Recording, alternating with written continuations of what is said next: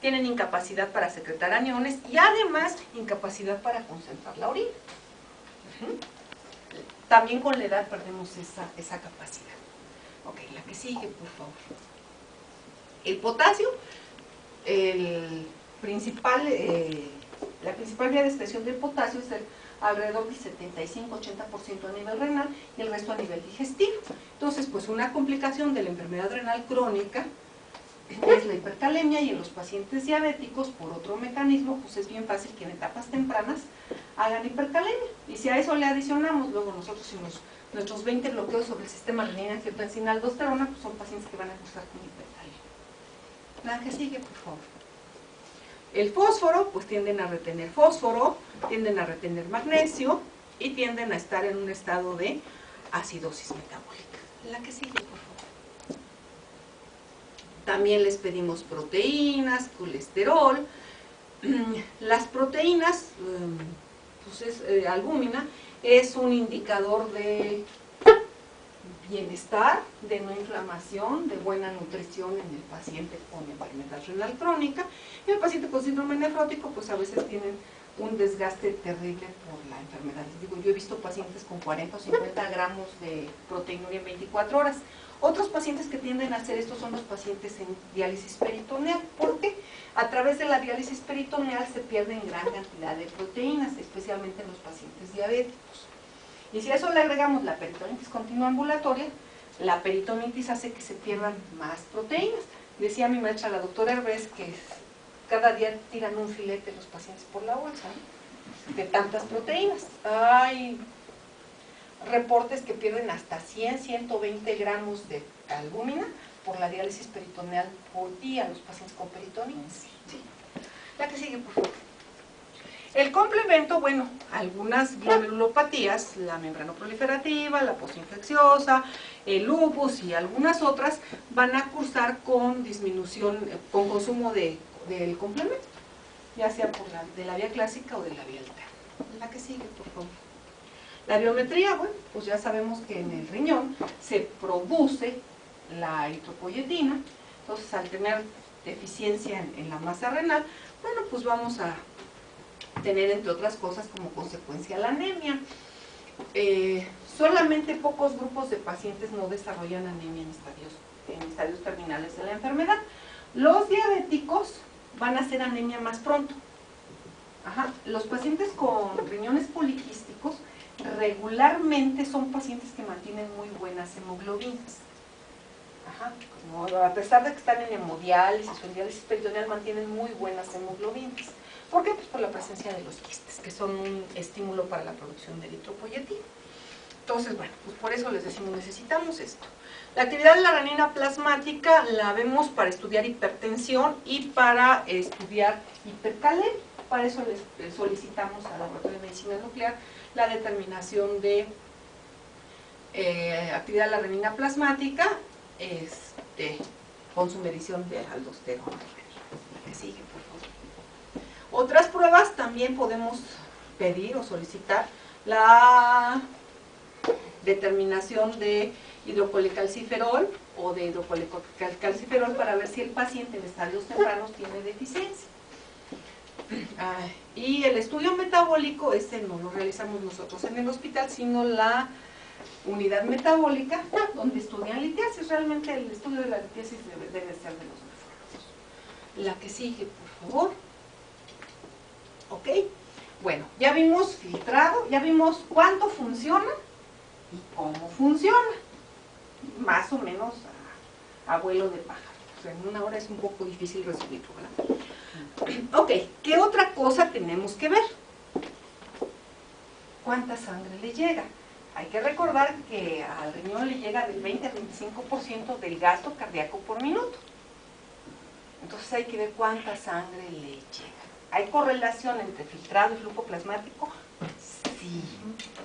Y esos 650, 700 mililitros por minuto que le llegan al riñón de flujo plasmático, ¿cómo los medimos? ¿Qué necesitamos para medirlo? Entonces, la que sigue, por favor. La que sigue, por favor. La que sigue. Ok. ¿Cómo lo medimos? ¿Alguien sabe? ¿Qué necesitamos? Necesitamos una sustancia que se filtre. Pero aquí al glomérulo, le va a llegar de esos 600 mililitros de flujo plasmático renal, solo le van a llegar 120. Decimos que el filtrado glomerular es de 120, ¿no? Y los otros 500, ¿dónde se quedan? Los otros 580, ¿dónde andan? Si pasemos la cuenta que sean 700. ¿Dónde se quedan? ¿Por dónde pasan? De algún lado tienen que salir, ¿no? Si llega tanto, tiene que salir. ¿Por dónde creen que pase?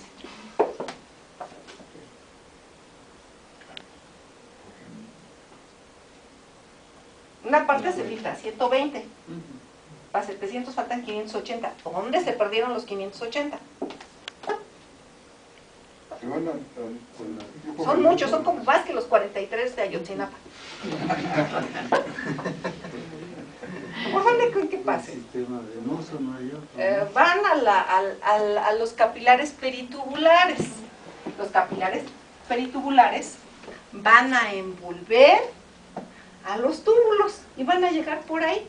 Finalmente el capilar arterial se va a convertir en capilar venoso y van a regresar a la circulación general. Entonces necesita una sustancia que se filtre y que se secrete casi toda por riñón. ¿Sale?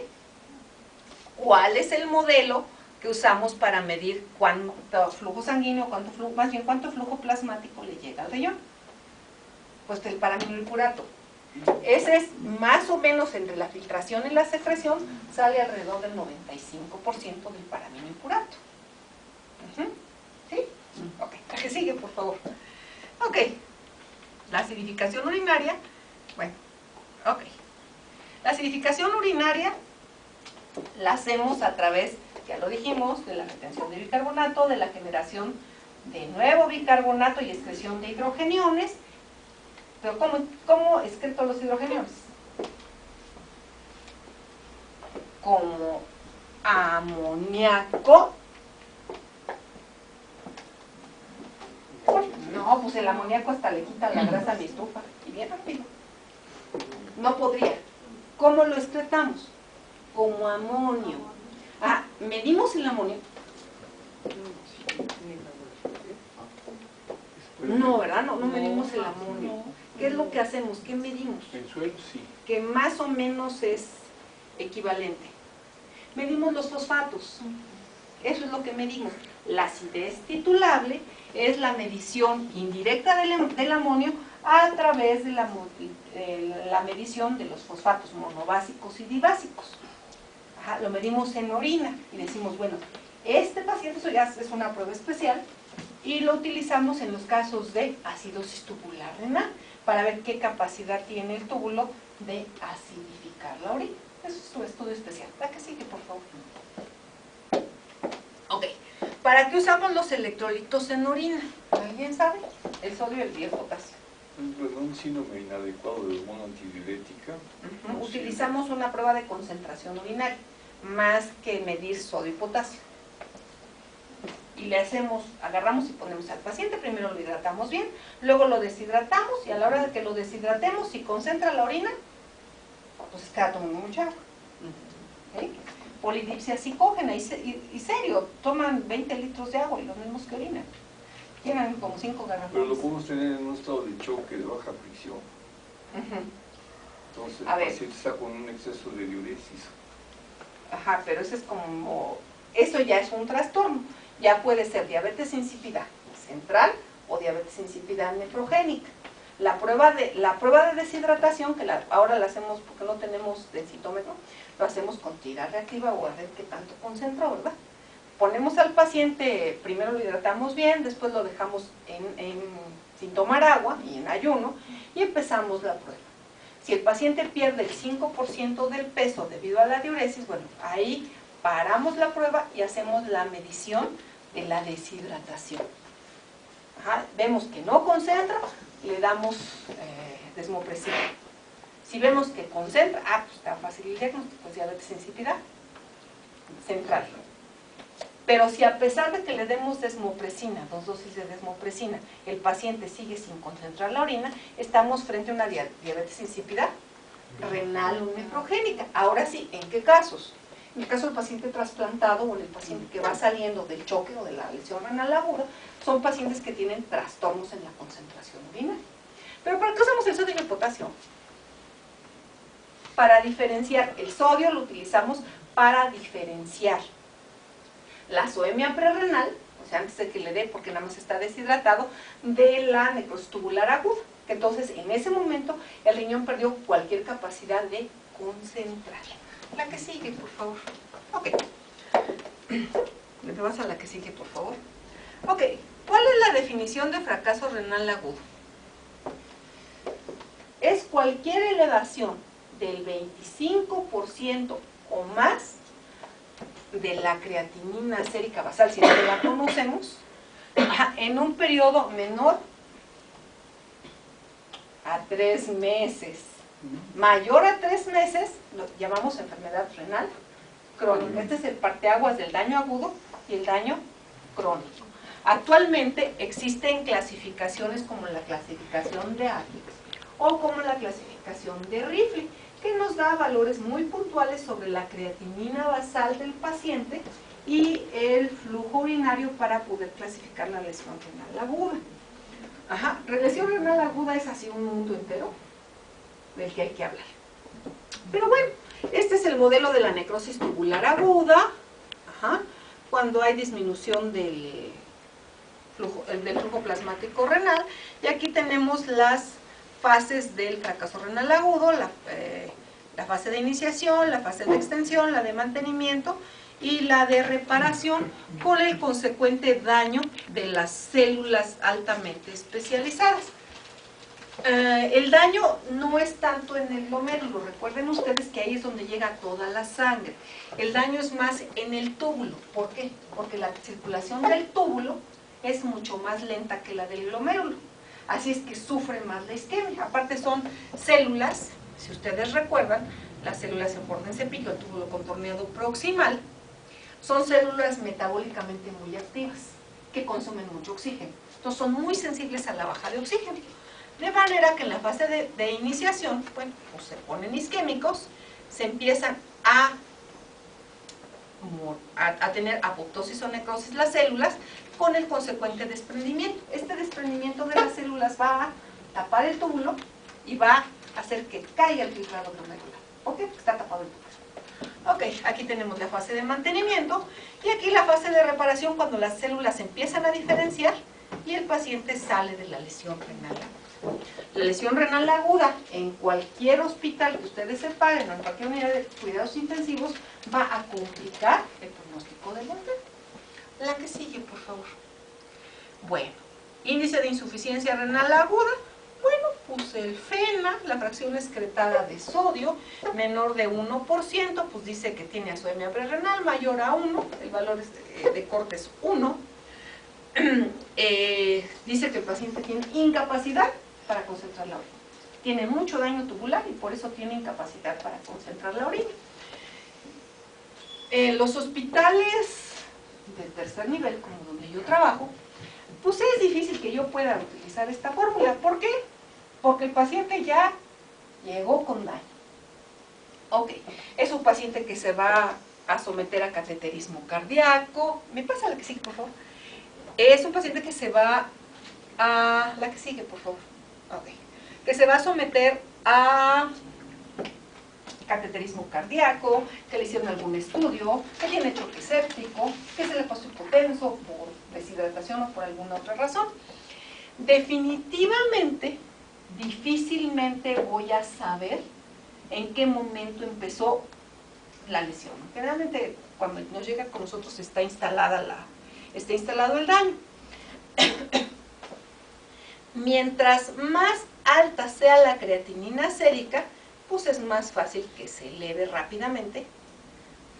La basal es más fácil que se eleve rápidamente. Cuando el paciente tiene función renal, hay más o menos, ¿cuántas horas creen ustedes que pasan para que yo me dé cuenta que la creatinina se fue de 1 a 2 después de que se hizo el daño? La injuria, como dicen los españoles. Pues alrededor de 48 horas. De manera que la depuración de creatinina yo la voy a ver reflejada, miren, por acá, cuando el paciente tiene función renal normal. De 1 a 2 se va a tardar más tiempo. La que sigue, por favor. ¿Qué hemos ideado? ¿Qué hemos ideado? Así como hay curva de troponina y CKMB para la angina, pues nosotros ideamos un esquema de angina, pero para el riñón, la angina renal le dicen ahora los del grupo aquí. Y ustedes ven que hay ciertas proteínas, como la Enegal, que es la proteína de unión entre las células tubulares, que son las primeras que salen, la elevación de la Enegal, nos va a traducir que el paciente, diagnóstico temprano. Hay otras proteínas, como la KIM1, que lo que nos va a decir es cómo le va a ir a largo plazo. Entonces, estos son mis marcadores, mis biomarcadores, la interleucina 18 igual es también para pronóstico, y dependiendo de la causa de la lesión renal aguda, me va a tener un significado la elevación de todas estas proteínas. Cistatina. Cistatina es un buen marcador para predecir lesión renal aguda. ¿Por qué creen ustedes que nos interesa predecirla?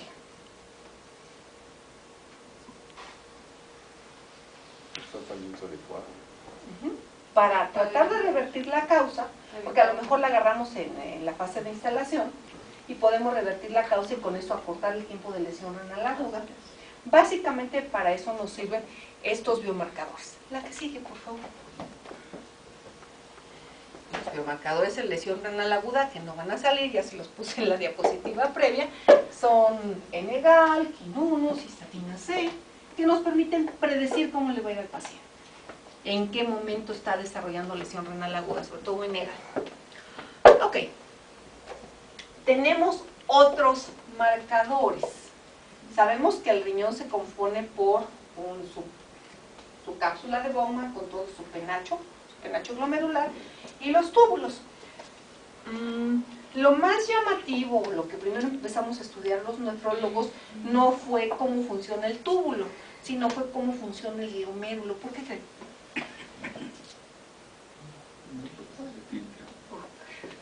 Primero porque es el que filtra, ¿no? Ajá. ¿Por qué otra cosa? Los pesos moleculares que aparecen en las filtraciones. ¿Por qué otra cosa? ¿Por qué otra cosa que se nos haya ocurrido, a mis antecesores? Pues primero estudiar el glomérulo. Yo cuando llegué a la especialidad hace muchos años, pues yo pensé que nada más había glomérulo. Es que lo primero que nos decían cuando empezamos a estudiar, que el glomérulo es la unidad funcional del riñón. Es el que se encarga de producir la orina. ¿Pero por qué otra cosa? Porque también es el control de la presión arterial. ¿Por qué otra cosa? Ok. Bueno, pues miren, la unidad de filtración es la más escandalosa. Es la más escandalosa. De ahí que tenemos 6 síndromes glomerulares, que yo creo que les va a hablar el doctor Álvarez en el siguiente mes. Y los síndromes glomerulares son de lo más escandaloso que hay. Síndrome nefrótico, el paciente se hincha. Síndrome nefrítico, se hincha y se le sube la presión y orina rojo. Hematuria, pues no estamos acostumbrados, nos espanta y corremos al doctor, ¿verdad?